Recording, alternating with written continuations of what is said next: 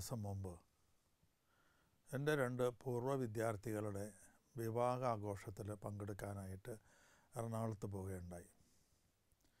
2 പേരും ഡോക്ടർമാരാണ്. 2 പേരും ഏതാണ്ട് ഒരു കാലഘട്ടത്തിൽ സ്ഥാപനത്തിൽ പഠിച്ചവരാണ്. ഇപ്പോൾ വിവാഹം കഴിഞ്ഞ് റിസപ്ഷൻ്റെ നേരത്ത് ഒരാൾ എന്നോട് ചോദിച്ചു, ഇവർക്ക് 2 പേർക്കും ഒരു ആശംസ പറയാമോ എന്ന്. ഞാനങ്ങനെ ശരി എന്ന് പറഞ്ഞു. അവരെൻ്റെ കയ്യിൽ മൈക്ക് തന്നു. ഞാൻ അവരോട് ഒരു ചോദ്യം ചോദിച്ചു. അവർ പഠിക്കുന്ന കാലത്ത് ഒരുപാട് ചോദ്യങ്ങൾ ചോദിച്ചിട്ടുള്ളതാണ്. അപ്പോൾ നാച്ചുറലായിട്ട് എനിക്ക് അവരോടൊരു ചോദ്യം ചോദിക്കാനാണ് തോന്നിയത്. ഞാൻ അവരോട് ചോദിച്ചത് ഇങ്ങനെയാണ്: what is the difference between wedding and welding? Wedding വിവാഹം, വെൽഡിങ് നമുക്കറിയാമല്ലോ. ഇത് രണ്ടും തമ്മിലുള്ള വ്യത്യാസം എന്താണ് എന്ന്. അവർ ചിരിച്ചതല്ലാതെ മറുപടിയൊന്നും പറഞ്ഞില്ല. ഞാൻ തന്നെ അതിൻ്റെ ഉത്തരം അവരോട് പറയേണ്ടി വന്നു. അതുമായി ബന്ധപ്പെട്ട ചില കാര്യങ്ങൾ നിങ്ങളോട് പങ്കുവയ്ക്കാമെന്ന് ഞാൻ വിചാരിക്കുകയാണ്. നിങ്ങൾക്കറിയാം, വെൽഡിങ് നിങ്ങൾ കണ്ടിട്ടുണ്ടാവും. വെൽഡ് ചെയ്യുമ്പോൾ 2 ഇരുമ്പ് കഷ്ണങ്ങൾ കൂട്ടിച്ചേർത്ത് വെച്ച് വെൽഡ് ചെയ്യുന്നു. അപ്പോൾ ആദ്യം സ്പാർക്ക് ഉണ്ടാവും. അവിടെ ആദ്യം ഉണ്ടാകുന്നത് സ്പാർക്കാണ്. അത് കഴിഞ്ഞാൽ അത് രണ്ടും തമ്മിൽ കൂട്ടിപ്പിടിക്കും. ആ കൂട്ടിപ്പിടുത്തം വളരെ ദൃഢതരമായിരിക്കും. പിന്നെ അത് വിട്ടുപോകില്ല ഒരിക്കലും. അപ്പോൾ വെഡ്ഡിങ് ആദ്യം ഉണ്ടാകുന്നത് അവിടെ കൂട്ടിപ്പിടുത്തമാണ്. പിന്നീടാണ് സ്പാർക്കിംഗ് ഉണ്ടാകുന്നത്. അപ്പോൾ ഞാനതിനെ മുഴുവനായിട്ട് ഇംഗ്ലീഷിലാണ് അവരോട് ഇങ്ങനെ പറഞ്ഞത്. ഇങ്ങനെ welding, it starts with sparking but ends with bonding കൂട്ടിച്ചേരുക. And bonding forever. പിന്നെ അത് വിട്ടുപോകുന്നേ ഇല്ല. ആദ്യം സ്പാർക്കിംഗ്, പിന്നെ ബോണ്ടിങ് ഫോർ എവർ. വിവാഹത്തിൽ ആദ്യം ബോണ്ടിങ്, പിന്നെ സ്പാർക്കിംഗ് ഫോർ എവർ. ഇത് പെട്ടെന്ന് നിങ്ങൾ വിചാരിക്കും ഒരു നെഗറ്റീവായിട്ടുള്ളൊരു ആശയം പറയുകയാണോ എന്ന്. അല്ല. ഞാൻ ഈ സ്പാർക്കിങ്ങിൻ്റെ കാരണം എന്താണെന്ന് കണ്ടുപിടിക്കാനായിട്ട് ശ്രമിക്കുകയാണ്. വിവാഹം തുടങ്ങുന്നത് യോജിപ്പോടുകൂടി, ബോണ്ടിങ്ങോടുകൂടിയാണ്. പക്ഷെ കുറച്ച് കഴിയുമ്പോൾ അത് സ്പാർക്ക് ഉണ്ടാക്കാൻ തുടങ്ങും. അവസാനം വരെ അത് സ്പാർക്ക് ഉണ്ടാക്കിക്കൊണ്ടിരിക്കുന്നു. വയസ്സായ ആളുകളുടെ ജീവിതം പോലും പരിശോധിച്ചാൽ നിങ്ങൾക്ക് കാണാൻ പറ്റും ഈ സ്പാർക്കിംഗ് ഉണ്ടാകുന്നെന്ന്. ഞാനിതിനെപ്പറ്റി ചിന്തിച്ചത് ഇങ്ങനെയാണ്: എന്തുകൊണ്ട് ഈ സ്പാർക്ക് ഉണ്ടാകുന്നു എന്ന്. അതിൻ്റെ ഉത്തരമാണ് എനിക്ക് നിങ്ങളോട് ഇന്ന് പങ്കുവയ്ക്കാനുള്ളത്. ദൈവം ഈ ലോകത്തിൽ 2 ഇൻസ്റ്റിറ്റ്യൂഷൻസാണ് സ്ഥാപിച്ചത്. ഒന്ന് കുടുംബം, 2 തിരുസഭ.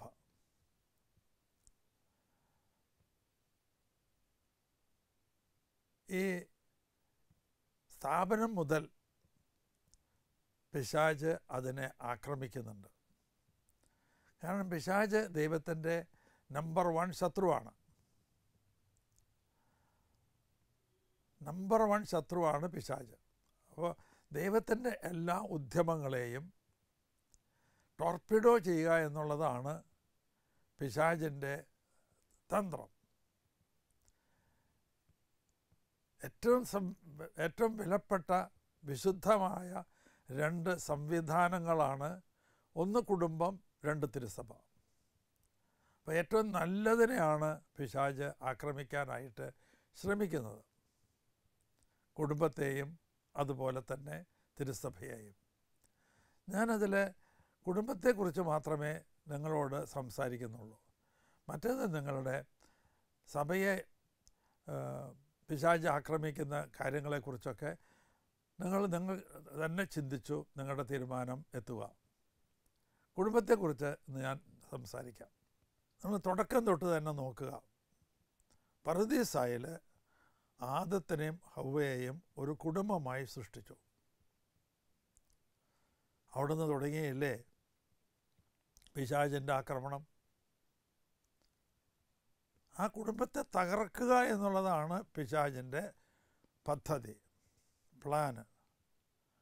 അതിനുവേണ്ടി അവിടെ ഹവ്വായിലൂടെ പ്രവർത്തിച്ചു. ആ കുടുംബം തകർന്നു പോയത് അങ്ങനെയല്ലേ? ഞാനതിനെക്കുറിച്ച് ചിന്തിച്ചപ്പോൾ എൻ്റെ മനസ്സിലേക്ക് കടന്നു വന്ന ഒരു ചിന്ത, കായേനൊക്കെ എന്തുകൊണ്ട് ഇങ്ങനെ ആയിപ്പോയി? എന്തുകൊണ്ടാണ് കായേനൊക്കെ ഇങ്ങനെ ആയത്? കായൻ ജനിക്കുന്നത് അവരുടെ കൃപ നഷ്ടപ്പെട്ടതിന് ശേഷമാണ്. ആദത്തിൻ്റെയും ഹവ്വയുടെയും കൃപ നഷ്ടപ്പെട്ടതിന് ശേഷമാണ് കായൻ ജനിക്കുന്നത്. അതുകൊണ്ടാണ് കായനിൽ ഈ ദ്രോഹബുദ്ധിയെല്ലാം ഉണ്ടാകുന്നത്. ഞാനതിൽ നിന്ന് പഠിച്ച ഒരു പാഠം ഇതാണ്: കൃപ നഷ്ടപ്പെട്ട മാതാപിതാക്കളിൽ നിന്ന് ജനിക്കുന്ന മക്കളാണ് കുഴപ്പങ്ങളുണ്ടാക്കുന്നത്. പിശാച് ഒരു കാര്യം അറിഞ്ഞിരുന്നു, ആദത്തിനും ഹവ്വയ്ക്കും മക്കളുണ്ടാകും. അവ കൃപയുള്ള സമയത്ത് ജനിച്ചിരുന്ന ആ മക്കൾ ജനിച്ചാൽ അവർ ജന്മപാപമില്ലാതെ ജനിക്കും, അവർക്കും കൃപയുണ്ടാകും. അങ്ങനെ ആ തലമുറകൾ ഇങ്ങനെ പറുദീസായിൽ എന്നും ആയിരിക്കും എന്നൊക്കെ പിശാചിനറിയാം. അതുകൊണ്ട് പിശാച് അതിനു മുമ്പ് തന്നെ പ്രലോഭനങ്ങൾ സൃഷ്ടിച്ച് അവരിൽ നിന്ന് കൃപ നഷ്ടപ്പെടുത്തി കളഞ്ഞു.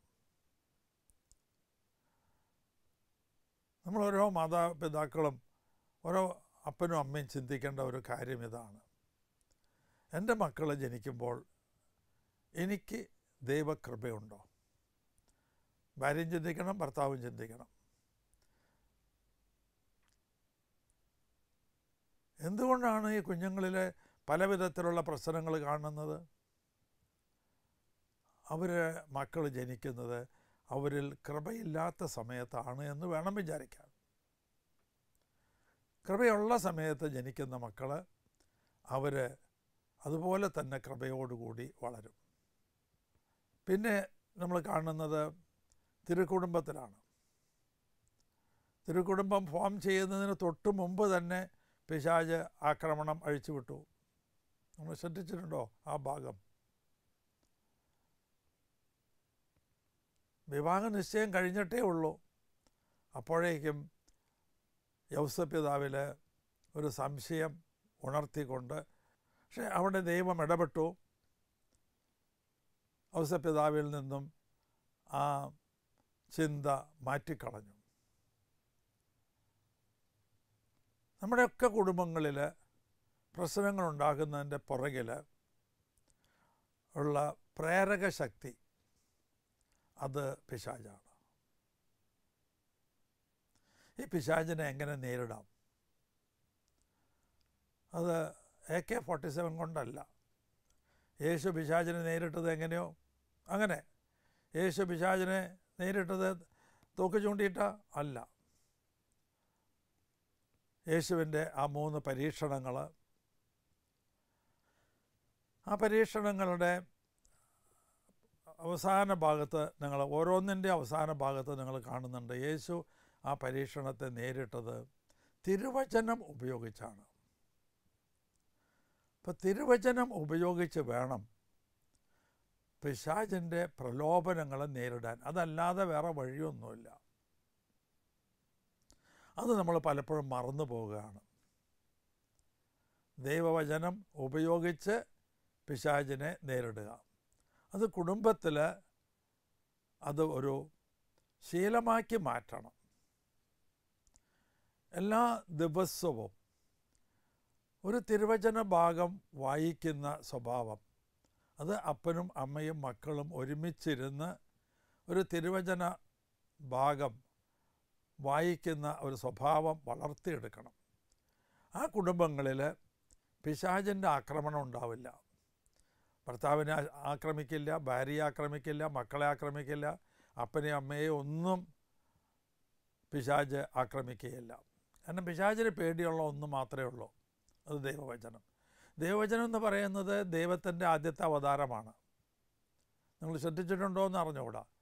ദൈവം ഈ ഭൂമിയിൽ 2 പ്രാവശ്യം അവതരിച്ചിട്ടുണ്ട്. ഒന്ന് ദൈവവചനമായിട്ട് അവതരിച്ചു, 2 യേശുവായിട്ട് അവതരിച്ചു. ഒന്നുകിൽ ദൈവവചനത്തെ കൂട്ടുപിടിക്കുക, അല്ലെങ്കിൽ യേശുവിനെ കൂട്ടുപിടിക്കുക. യേശു യോഹന്നാന്റെ സുവിശേഷം 15-ാം അധ്യായത്തിൽ ഇങ്ങനെ പറയുന്നുണ്ട്, എന്നെ കൂടാതെ നിങ്ങൾക്ക് ഒന്നും ചെയ്യാൻ കഴിയുകയില്ല എന്ന്. ഇത് വായിച്ച് ഞാൻ ഒരുപാട് പ്രാവശ്യം ചിന്തിച്ചിട്ടുണ്ട്, എന്താ യേശു പറയണതിൻ്റെ അർത്ഥം. എത്രയോ പേര് വലിയ വലിയ നിലയിലെത്തുന്നു, അവരൊന്നും യേശുവിനെ അറിഞ്ഞിട്ട് പോലും ഇല്ലല്ലോ, പിന്നെ എങ്ങനെയാണ്? അപ്പോൾ എനിക്ക് മനസ്സിലായത്, തമ്മിൽ വെളിപ്പെടുത്തി തന്നത് ഇതാണ്, എന്നെ കൂടാതെ പിശാചിന് എതിരായി നിനക്കൊന്നും ചെയ്യാൻ കഴിയില്ല എന്നാണ് എനിക്ക് വെളിപ്പെട്ട് കിട്ടിയത്. നീ പൈസ ഉണ്ടാക്കും, സ്ഥാനമാനങ്ങളുണ്ടാക്കും, ഒരുപാട് സ്വത്ത് വലിച്ചു കൂട്ടും, ഒരുപാട് തിന്മകൾ ചെയ്ത് കൂട്ടും, ഒക്കെ ശരിയാണ്. എന്നാൽ എന്നെ കൂടാതെ പിശാചിനെതിരായി നിനക്കൊന്നും ചെയ്യാൻ കഴിയില്ല. പിശാചാണ് നിൻ്റെ ജീവിതത്തിൽ ക്രമക്കേടുകളൊക്കെ ഉണ്ടാക്കുന്നത്. ആ പിശാചിനെതിരായിട്ട് നിനക്ക് എന്തെങ്കിലും ചെയ്യണമെന്ന് ആഗ്രഹമുണ്ടോ? നീ എന്നെ കൂട്ടുപിടിക്കേ, ദൈവവചനം കൂട്ടുപിടിക്കുക എന്നാണ് യേശു അവിടെ പറഞ്ഞതിൻ്റെ അർത്ഥം എന്ന് ഞാൻ മനസ്സിലാക്കുന്നു. ഈയിടെ ഒരു പ്രാർത്ഥന ഞാൻ കണ്ടെത്തുകയുണ്ടായി. എങ്ങനെയോ എൻ്റെ കയ്യിൽ വന്നു. ഞാനതിനെ ഒന്ന് മോഡിഫൈ ചെയ്തു. മോഡിഫൈ ചെയ്തിട്ട് ആദ്യം തന്നെ കുട്ടികൾക്ക് കൊടുത്തു. അത് 10,000-കണക്കിന് അടിച്ച് ഓരോ കൊല്ലവും കുട്ടികൾക്ക് കൊടുക്കും. അത് ദമ്പതിമാർ പ്രാർത്ഥിക്കേണ്ടത് ഇങ്ങനെ എന്ന ഹെഡിങ്ങോട് കൂടിയാണ് അത് കൊടുക്കുന്നത്. ദമ്പതിമാർ പ്രാർത്ഥിക്കേണ്ടത് ഇങ്ങനെയെന്ന്. അപ്പോൾ ഈ കുഞ്ഞുങ്ങൾക്ക് കൊടുക്കുക, 18 വയസ്സായ കുട്ടികൾക്ക് കൊടുത്തിട്ട് എന്താ കാര്യം? ഞാൻ അവർക്ക് 2 എണ്ണം വീതം കൊടുത്തു ഓരോരുത്തർക്കും. എന്ന് പറഞ്ഞു, ഒന്ന് അപ്പനും അമ്മയ്ക്കും കൊടുക്കുക, മറ്റേത് നിങ്ങൾ സൂക്ഷിച്ച് വയ്ക്കുക.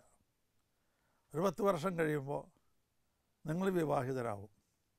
അപ്പോൾ അതൊന്ന് എല്ലാ ദിവസവും എടുത്ത് വായിക്കുക. അപ്പനോടും അമ്മയോടും ഇത് എല്ലാ ദിവസവും ഒന്ന് വായിക്കാൻ പറയുക. ഞാൻ ആ പ്രാർത്ഥന ഒന്ന് വായിച്ച് കേൾപ്പിക്കാം. ദമ്പതിമാർ പ്രാർത്ഥിക്കേണ്ടത് ഇങ്ങനെ: ദൈവമേ, ഞങ്ങളെ ഭാര്യ ഭർത്താക്കന്മാരായി ഒന്നാക്കിയതിനും പരസ്പര ദാനമായി സമ്മാനിച്ചതിനും അങ്ങയോട് ഞങ്ങൾ നന്ദി പറയുന്നു. ഞങ്ങളുടെ വിവാഹ വാഗ്ദാനത്തോട് വിശ്വസ്തത പുലർത്തുവാനും പരസ്പരം ആദരിക്കുന്നവരും അംഗീകരിക്കുന്നവരും ആകുവാനും ആത്മശരീര ഐക്യത്തിൽ നിന്നുള്ള ആനന്ദം അനുഭവിക്കുവാനും ആകുലതകളിലും ആത്മനൊമ്പരങ്ങളിലും അടുത്തിരിക്കുവാനും തളർന്നവരും തകർന്നവരുമായി കാണുമ്പോൾ പരസ്പരം താങ്ങും തണലുമായി തീരുവാനും മൗനം ഞങ്ങളുടെ ജീവിതത്തിൽ മതിൽ കെട്ടാതിരിക്കാനും സ്വന്തം ഇഷ്ടങ്ങൾ പങ്കാളിയിൽ നിന്നും നേടിയെടുക്കുന്നതിനേക്കാൾ പങ്കാളിയുടെ ആഗ്രഹങ്ങൾ നിറവേറ്റി കൊടുക്കുവാനും പങ്കാളിയിലെ നന്മ കണ്ടെത്തി അവരെ അഭിനന്ദിക്കുവാനും പരസ്പരം ആരോപണങ്ങൾ നടത്താതെ സ്വന്തം തെറ്റുകൾ തിരുത്തുവാനും മക്കൾ ദൈവിക ദാനങ്ങളാണെന്ന് വിശ്വസിച്ച് അവരെ ദൈവേഷ്ടമനുസരിച്ച് വളർത്തിക്കൊണ്ടുവരുവാനും കുടുംബാംഗങ്ങളോട് വിട്ടുവീഴ്ചയോടെ പെരുമാറുവാനും അനുഗ്രഹിക്കുന്നതിനെ ഓർത്ത് ഞങ്ങൾ നന്ദി പറയുന്നു. ആമേൻ. ഈ പ്രാർത്ഥന എല്ലാ ദിവസവും ചൊല്ലി നോക്കൂ. നിങ്ങളുടെ ജീവിതത്തിൽ വലിയ മാറ്റം ഉണ്ടാവും. ചെറിയൊരു പ്രാർത്ഥനയാണ് ഇത്. ഞാൻ അടിച്ച് എല്ലാ വർഷവും കുട്ടികൾക്ക് കൊടുക്കുകയാണ്. അന്ന് ഈ മീറ്റിങ്ങിൽ, അവരനുമോദിക്കാനുള്ള മീറ്റിങ്ങിൽ കൂടിയിരുന്ന എല്ലാവർക്കും ഇത് കൊടുത്തു. ഇത് കൂടാതെ ഞാനൊരു കാര്യവും കൂടി ചെയ്യാറുണ്ട്. അടുത്തുള്ള പള്ളികളിലൊക്കെ ഇത് കൊണ്ടുപോയി വയ്ക്കും. 10 100 വീതം ഒരു ജനൽ പടിയുമ്പോഴോ അങ്ങനെ വയ്ക്കും. 2-3 ദിവസം കഴിഞ്ഞ് നോക്കുമ്പോൾ അതവിടെ കാണില്ല. അതിൻ്റെ അർത്ഥം ആരോ എടുത്തു കൊണ്ടുപോയിട്ടുണ്ട്. അവിടെ നിന്ന് വിതരണം ചെയ്യാനുള്ള തൊലിക്കെട്ടിയില്ല. അത് കാരണം കൊണ്ട് അത് അവിടെ കൊണ്ടുപോയി വയ്ക്കുകയാണ് ചെയ്യുന്നത്. അത് കുറച്ച് ദിവസം കഴിയുമ്പോൾ വീണ്ടും ഒരു 100 എണ്ണം കൊണ്ടുപോയി വയ്ക്കും. അപ്പോൾ അതിൻ്റെ അർത്ഥം അത് പിന്നീട് കാണാണ്ടാവുമ്പോൾ മനസ്സിലായി ആളുകളൊക്കെ എടുത്ത് കൊണ്ടുപോകുന്നുണ്ട് എന്ന്. അത് വഹിക്കുന്നുണ്ടോ എന്നും ആ പ്രാർത്ഥന ചൊല്ലുന്നുണ്ടോ അറിഞ്ഞുകൂടാ. ചൊല്ലുന്നത് വലിയ അത്ഭുതം ഉണ്ടാക്കാനായിട്ട് സഹായിക്കും. ഞാൻ കുട്ടികളോട് പറയും, മക്കളെ, നിങ്ങളീ കഷ്ടപ്പെട്ട് പഠിക്കുന്നതും ഡോക്ടറാവാൻ ശ്രമിക്കുന്നതും എൻജിനീയറാവാൻ ശ്രമിക്കുന്നതൊക്കെ ഒരൊറ്റ കാര്യത്തിന് വേണ്ടിയാണ്. അത് നിങ്ങൾ ശ്രദ്ധിച്ചിട്ടുണ്ടാവില്ല. സന്തോഷകരമായ കുടുംബജീവിതം, ഇതാണ് അതിൻ്റെ പുറകിലുള്ളത്. സന്തോഷകരമായൊരു കുടുംബജീവിതം. ആ സന്തോഷകരമായ കുടുംബജീവിതത്തിലൂടെ നിങ്ങൾ കടന്നുപോയി കഴിയുമ്പോൾ നിങ്ങളുടെ ആത്മാവ് രക്ഷപ്പെടുകയും ചെയ്യും. ഒരു നല്ല ആധ്യാത്മിക ജീവിതം ഉള്ള ഒരു കുടുംബം, അത് കെട്ടിപ്പടുക്കലാണ് നിങ്ങൾ ഈ കഷ്ടപ്പെടുന്നതിൻ്റെ ഒക്കെ പുറകിലുള്ള ലക്ഷ്യം. അപ്പോൾ നിങ്ങൾ ഇത് ഇപ്പോഴേ ഒന്ന് വായിച്ചോളൂ. 10 കൊല്ലം കഴിഞ്ഞിട്ടാണ് അത് റിയലൈസ് ചെയ്യുന്നത് എങ്കിൽ പോലും നിങ്ങൾക്ക് ഏറ്റവും നല്ല ജീവിത പങ്കാളിയെ ദൈവം സമ്മാനിച്ച് നിങ്ങളുടെ കുടുംബജീവിതം ഏറ്റവും ശ്രേയസ്കരമാക്കി മാറ്റും എന്നൊക്കെ കുട്ടികളോട് പറയാറുണ്ട്. കുടുംബജീവിതത്തെ തകർക്കുന്ന 3 ഘടകങ്ങളാണ്.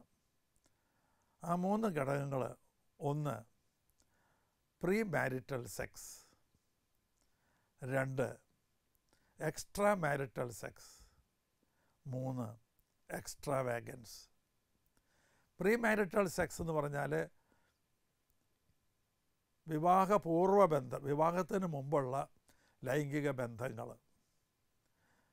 അത് ഇപ്പോൾ കൂടി വന്നുകൊണ്ടിരിക്കുകയാണ്, വളരെയേറെ കൂടി വന്നുകൊണ്ടിരിക്കുകയാണ്.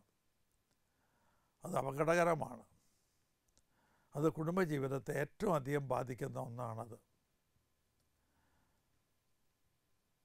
ഇങ്ങനെ വിവാഹപൂർവ്വ ബന്ധമുണ്ടായിരുന്ന ആൺകുട്ടിയായാലും പെൺകുട്ടിയായാലും അവർ വിവാഹിതരാകുമ്പോൾ പരസ്പരം സംശയിക്കും. അതൊരു വലിയ അപകടം പിടിച്ച സംശയം. അത് ഏറ്റവും വലിയ അപകടകരമായ ഒന്നാണ്. കുടുംബജീവിതത്തിലെ സംശയം എന്ന് പറയുന്നത് ഏറെ അപകടകരമായിട്ടുള്ള ഒന്നാണ്. അത് വിവാഹപൂർവ്വ ബന്ധമുള്ളവർക്കാണ് ആ സംശയം കൂടുതലുണ്ട്. ആ സംശയമാണ് പിശാചിൻ്റെ വെപ്പൺ, അവൻ്റെ ആയുധമാണത്. അവർ പരസ്പരം ഇങ്ങനെ അകന്ന് പോകാനായിട്ട് ഒരു സാധ്യതയുണ്ട്. രണ്ടാമത് വിവാഹേതര ബന്ധമാണ്, എക്സ്ട്രാ മാരിറ്റൽ ലൈഫ്. അതും അപകടകരമാണ്. അതിനാണല്ലോ ദൈവം കൽപ്പനയൊക്കെ തന്നത്. വ്യഭിചാരം ചെയ്യരുത്, അന്യഭാര്യമാരെ ആഗ്രഹിക്കരുത് എന്നൊക്കെ. ഭർത്താവിനെ ആഗ്രഹിക്കരുത് എന്നുകൂടി അവിടെ ഉണ്ട് കേട്ടോ. ഒന്ന് മാത്രം പറഞ്ഞിട്ടുള്ളതുകൊണ്ട് മറ്റേത് അലൗഡാണെന്നില്ല. രണ്ടും അവിടെ ഉണ്ട്. ഒന്ന് പറഞ്ഞിരിക്കുന്നു, മറ്റേത് അണ്ടർസ്റ്റുഡാണ്.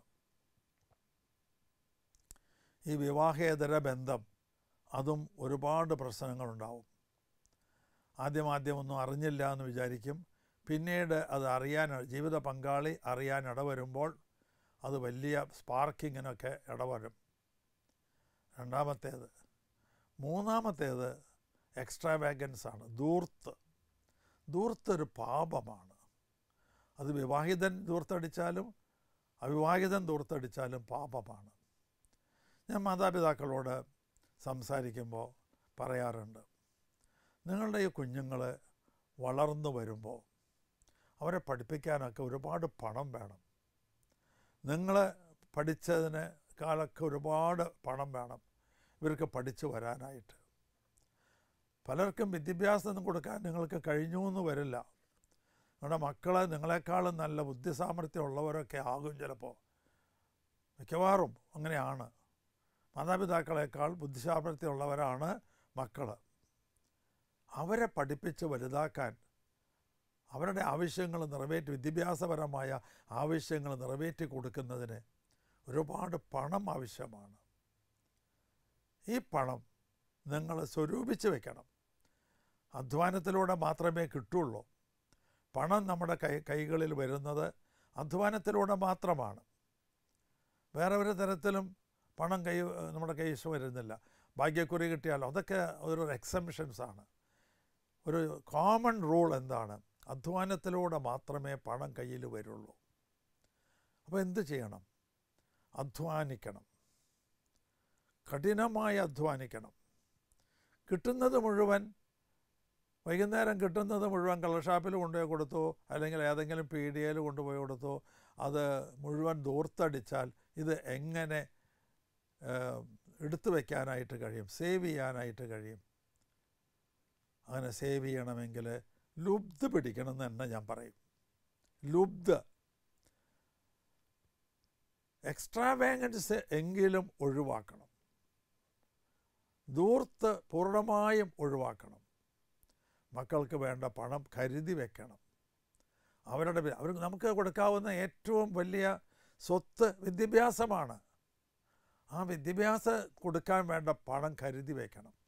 അപ്പോൾ 3 കാര്യങ്ങളാണ് കുടുംബജീവിതത്തെ തകർക്കുന്നത്. അത് 3-ൽ നിന്നും ഒഴിഞ്ഞു നിൽക്കാനായിട്ട് ആഗ്രഹിക്കുക, അതിനുവേണ്ടി പ്രവർത്തിക്കുക. വിശുദ്ധ ബൈബിളിൽ കുറേ കാര്യങ്ങൾ വീണ്ടും പറയണമെന്ന് എനിക്ക് തോന്നുന്നു. അതിലൊന്ന് മറിയവും ഔസേപ്പും. ഏറ്റവും പ്രധാനപ്പെട്ട കാര്യം അതാണ്. മറിയവും ഔസേപ്പും മകനെ കാണാതെ അന്വേഷിച്ച് പോയി ദേവാലയത്തിൽ വെച്ച് മകനെ കണ്ടുമുട്ടിയപ്പോൾ മറിയം പറയുന്നൊരു ഭാഗമുണ്ട്, നിൻ്റെ പിതാവും ഞാനും. അല്ലാതെ മറിയം ഇങ്ങനെ പറഞ്ഞില്ല, ഞാനും നിൻ്റെ ഈ പിതാവും എന്നല്ല, നിൻ്റെ പിതാവും ഞാനും. അപ്പോൾ മറിയം അവിടെ എന്താ ചെയ്തത്? തൻ്റെ ഭർത്താവിന് കൂടുതൽ സ്ഥാനം കൊടുത്തു. ഇത് ഔസേപ്പിതാവാണ് ആദ്യം പറഞ്ഞിരുന്നതെങ്കിൽ എങ്ങനെയാണ് അത് പറയുക? നിൻ്റെ അമ്മയും ഞാനും എന്ന് പറയുമായിരുന്നു. ഇവിടെ പരസ്പരം ബഹുമാനിക്കുന്നവരായി മാറുക. പൗലോസ്ലീഹ പറയുന്നുണ്ട്, നിങ്ങൾ പരസ്പരം ബഹുമാനിക്കുന്നതിൽ മുന്നിട്ട് നിൽക്കുവീനെന്ന്. അത് പ്രത്യേകിച്ച് ഭാര്യാഭർത്താക്കന്മാരോട് പറയുന്ന ഒന്നാണ്. പരസ്പരം ബഹുമാനിക്കുന്നതിൽ മുന്നിട്ട് നിൽക്കുവീൻ. പലപ്പോഴും അങ്ങനെ അല്ല ഉണ്ടാകുന്നത്. കുറ്റപ്പെടുത്തലാണ് പലപ്പോഴും ഉണ്ടാകുന്നത്. കുറ്റപ്പെടുത്തുന്നതിലൂടെ നിങ്ങൾക്ക് ഒരാളെയും നന്നാക്കി എടുക്കാൻ കഴിയില്ല. ഭാര്യയെ കുറ്റപ്പെടുത്തി ഭാര്യയെ നന്നാക്കാമെന്ന് വിചാരിക്കുന്നുവെങ്കിൽ അവൻ മൂഢസ്വർഗത്തിലാണ്. ഭർത്താവിനെ കുറ്റപ്പെടുത്തി ഭർത്താവിനെ നന്നാക്കി എടുക്കാമെന്ന് വിചാരിക്കുന്നവളും മൂഢസ്വർഗത്തിലാണ്. ഇനിയും 2-3 കാര്യങ്ങൾ സമയമായി, 2-3 കാര്യങ്ങൾ സൂചിപ്പിച്ചിട്ട് മുന്നോട്ട് പോകാം. നിങ്ങൾ പ്രഭാഷകൻ്റെ പുസ്തകം ഒന്ന് വായിച്ചു നോക്കണം. 23-ാമത്തെ അധ്യായത്തിൽ ഒരു ഭാഗമുണ്ട്. അത് അതുപോലെ 25-ലുണ്ട്, 26-ലുണ്ട്. കുടുംബജീവിതത്തെക്കുറിച്ചുള്ള ചില കാര്യങ്ങൾ. സുഭാഷിതങ്ങൾ 31-ാമത്തെ അധ്യായത്തിൽ 10 മുതൽ ഉള്ള ഭാര്യയെ, ഒരു ഉത്തമയായ ഭാര്യയെക്കുറിച്ച് വിവരിച്ചിട്ടുണ്ട്. ഉത്തമനായ ഭർത്താവിൻ്റെ വിവരണവും അതുതന്നെയാണ്. ഓർക്കണം, ഒരെണ്ണം പറഞ്ഞു, മറ്റേത് അണ്ടർസ്റ്റുഡാണ്. പ്രഭാഷകൻ്റെ പുസ്തകത്തിൽ 26-ാം അധ്യായത്തിലാണെന്ന് തോന്നുന്നു, ഇങ്ങനൊരു വാചകമുണ്ട്, ഉത്തമയായ ഭാര്യയുള്ളവൻ ഭാഗ്യവാൻ. അതിന് കൂടെ ചേർത്ത് വായിക്കേണ്ടതാണ്, ഉത്തമനായ ഭർത്താവുള്ളവൾ ഭാഗ്യവതി. ആർക്കാണ് ഉത്തമനായ ഭാര്യയെയും ഉത്തമയായ ഭാര്യയെയും ഉത്തമനായ ഭർത്താവിനെയും കിട്ടുക? എഴുതിയിട്ടുണ്ട് അവിടെ 4-ാമത്തെ 5-ാമത്തെ വരിയിൽ എഴുതിയിട്ടുണ്ട്, ദൈവത്തെ ഭയപ്പെടുന്നവർക്ക് ലഭിക്കുന്ന ദാനങ്ങളിൽ ഒന്നാണ് അവൻ. ദൈവത്തിൻ്റെ ദാനമാണ് ഉത്തമനായ ഭർത്താവും ഉത്തമയായ ഭാര്യയും. അതിനെന്ത് വേണം? അത് അർഹിക്കാൻ എന്ത് വേണം? ദൈവത്തെ ഭയപ്പെടുക എന്ന് പറഞ്ഞാൽ എൻ്റെ ഈ പ്രവൃത്തിയിലൂടെ ദൈവത്തിൻ്റെ സ്നേഹകരവലയത്തിൽ നിന്ന് ഞാൻ വിട്ടുപോകുമോ എന്നുള്ള ഒരു ഭയമുള്ള ഒരു മകന് ഉത്തമയായ ഭാര്യയെ കിട്ടും. എൻ്റെ ഈ പ്രവൃത്തി മൂലം ദൈവത്തിൻ്റെ സ്നേഹകരവലയത്തിൽ നിന്ന് ഞാൻ വിട്ടുപോകുമോ എന്ന് ഭയപ്പെടുന്നവൾക്ക് ഉത്തമനായ ഭർത്താവിനെ കിട്ടും. ദൈവം നമ്മളെല്ലാം സമൃദ്ധമായിട്ട് അനുഗ്രഹിക്കട്ടെ എന്ന് പ്രാർത്ഥിച്ചുകൊണ്ട് വാക്കുകൾ ഉപസംഹരിക്കുന്നു.